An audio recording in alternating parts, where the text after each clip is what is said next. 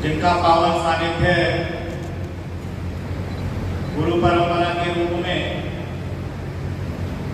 ऐसे अपने गणेश्वर धाम के पीठाधीश्वर गुरुदेव अच्युतानंद जी महाराज के चरणों में प्रणाम करता हूँ। आज आपका पावन सानिध्य हम सभी को मिलने जा रहा है। अपने इस बांसवाड़ा जिले के आपकी भी उपस्थिति, गौरवमय उपस्थिति भी हम सबको ऊर्जा का और प्रेरणा का संचार दे रही है।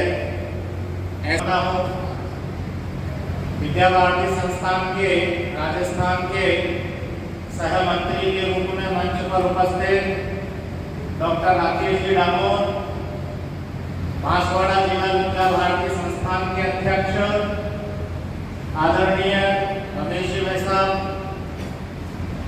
बांसवाड़ा शहर और आसपास के क्षेत्र से पधारे हुए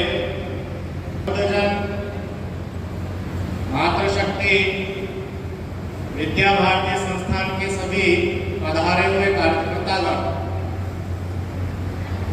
एक बार देवगणों में ये चर्चा प्रारंभ हुई कि इस धरती पर सबसे बड़ा कौन, तो धरती से क्या, लेकिन चर्चा थी इसलिए चल पड़ी। तब एक देवगण कहते हैं कि धरती से भी कोई ना कोई बड़ा है, तो कौन बड़ा है? कि धरती जिस पर टिकी हुई है ऐसे शेषनाग सबसे बड़े। तब एक देवगण कहते हैं बात तो ठीक है। थोड़ी देर चर्चा आगे बढ़ती है तब कहते हैं कि शेषनाग कैसे बड़े हो, तो स्वयं भगवान शंकर के गले में, इसका मतलब भगवान शंकर सबसे बड़े। थोड़ी चर्चा और देवगणों में आगे बढ़ती है कि भगवान शंकर, इसलिए बड़ा तो पर्वत होगा।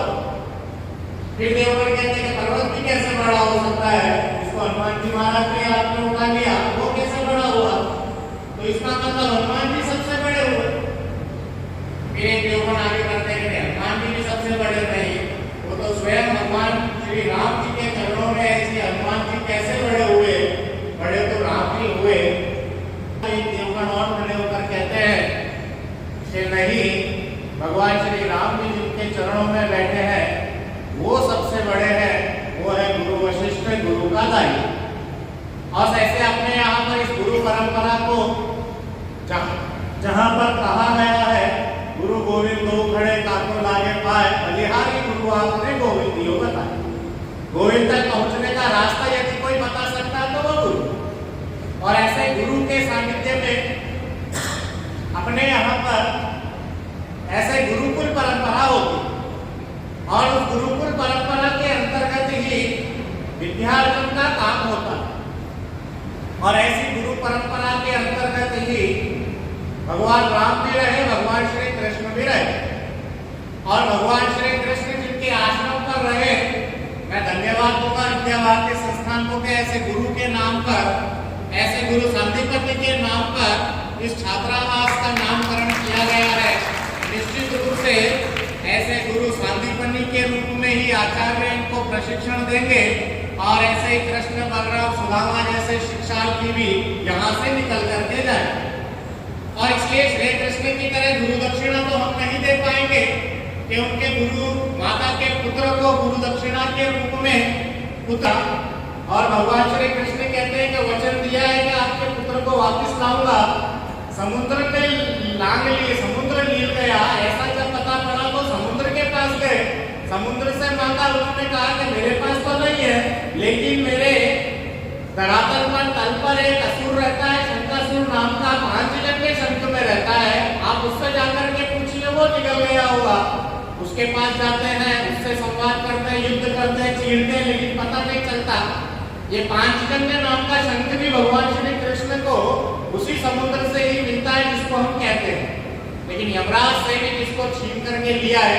ऐसे गुरु दक्षिणा के रूप में सांदीपनी को देने वाले श्री कृष्ण की गुरु दक्षिणा, ऐसी अभूतपूर्व गुरु दक्षिणा, ऐसे गुरु और शिष्य की ये परंपरा से निकला हुआ हमारा देश, जो आज कहीं ना कहीं गुरुकुल के आधार पर ही अपने यहाँ के छात्रावासों का जो प्रारंभ हो रहा है, मैं वास्तव में सौभाग्यशाली हूँ कि आज इसका निमित्त बनने जा रहा हूँ। और इसी प्रकार की यहाँ के वो छात्र जो अपनी कृति से, अपने कार्य से, अपने कौशल से, अपने कर्म से इस विद्या भारती संस्थान की कीर्ति ये सातवें आसमान तक पहुंचाएंगे, ऐसे छात्रावास में प्रारंभ लेने वाले ऐसे सभी शिक्षार्थियों को भी मैं शुभकामनाएं देता हूँ। आज का यह शुभारंभ का दिन एक और महत्वपूर्ण दिन है, जब प्रभु श्री राम भगवान कृष्ण, बलभद्र और मां सुभद्रा की जगन्नाथ यात्रा भी आज से प्रारंभ हो रही है। उनकी कथा भी एक अपूर्ण कथा ही है कि भगवान भी बीमार होते हैं। ऐसे माधवदास जो संत उनकी पूजा करते थे, एक बार बीमार हो गए और इतनी अस्वस्थता हो गई कि बिस्तर से भी नहीं उठ पा रहे, दैनिक क्रम भी वहां चल रहे हैं। तब भगवान नन्हे बालक का स्वरूप धारण करके इन संत की पूजा करने के लिए, इनकी सेवा करने के लिए जाते हैं और इतनी सेवा करते हैं, धीरे धीरे माधवदास जी को शंका हो जाती है कि ये बालक कोई सामान्य बालक तो नहीं है। साक्षात्कार होता है और कहते हैं कि प्रभु आप मेरी सेवा कर रहे हैं, इससे तो बढ़िया है कि मेरी ये पीड़ा ही हर लो। अगर आप ये पीड़ा ही हर लोगे तो मुझे किसी प्रकार की पीड़ा ही नहीं होगी।